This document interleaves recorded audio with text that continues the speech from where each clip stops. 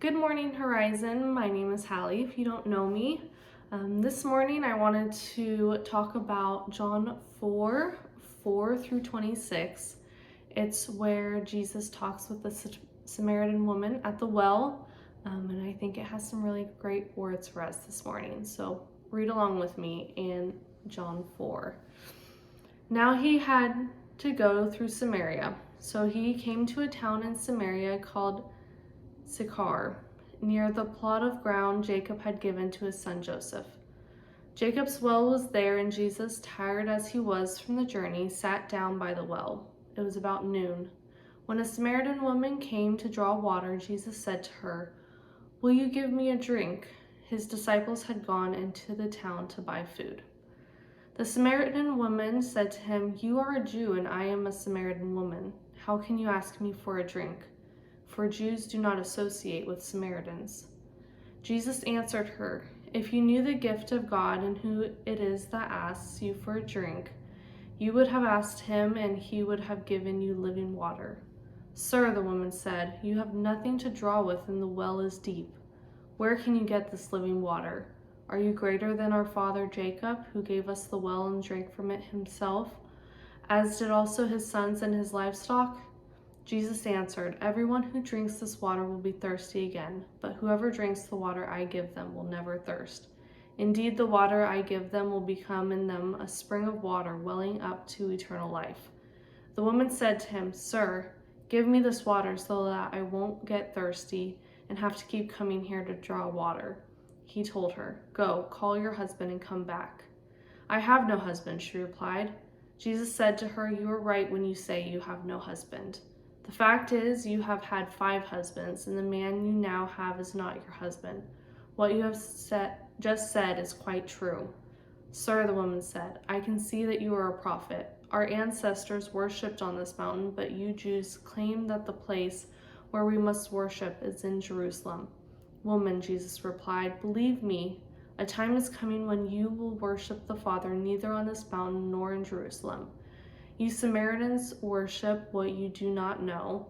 We worship what we do know, for salvation is from the Jews. Yet a time is coming and has now come when the true worshipers will worship the Father in the Spirit and in truth, for they are the kind of worshipers the Father seeks. God is Spirit, and his worshipers must worship in the Spirit and in truth." The woman said, "I know that Messiah, called Christ, is coming. I know that Messiah is coming. When he comes, he will explain everything to us." Then Jesus declared, "I, the one speaking to you, I am he." I just love this passage because I think it shows hospitality so well, which is what we're going over as a church. The woman seems pretty uncomfortable with Jesus because he is a Jew and she's a Samaritan. She's concerned over the differences in the locations her ancestors worshipped versus where the Jews worshipped. But Jesus explains that a day is coming where it doesn't matter whether they worshipped on a mountain or in Jerusalem. What matters is that they'll all be worshiping in spirit and in truth. And I think in the season of Lent, as we're focusing on hospitality as a church, I don't think this is necessarily the traditional sense of hospitality, where someone in the church community would welcome someone into their home, but it shows how Jesus put aside the differences between him and the Samaritan woman, because the one thing that they would share would be Jesus. It didn't matter what culture they were from. He just wanted to be able to share this with her, because that's what truly mattered.